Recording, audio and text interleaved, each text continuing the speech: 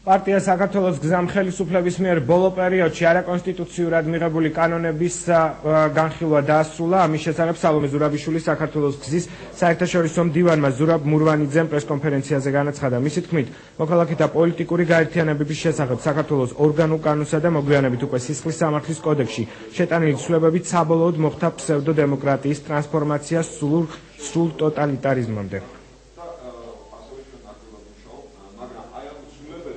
პოლიტიკური პარტია სალომე ზურაბიშვილი საქართველოს გზა დიდი ყურადღებით ვაკვირდებოდით ამ ბოლო 3 თვის განმავლობაში ხელისუფლების ქმედებებს და ჩვენი აზრით მივედით იმ საგანგაშო ნიშნულამდე, რის გამოც ჩვენ ვაპირებთ უკვე აქტიურ ქმედებებზე გადასვლას ჩვენ საერთაშორისო პარტნიორებთან და მეგობარი ქვეყნების მთავრობებთან.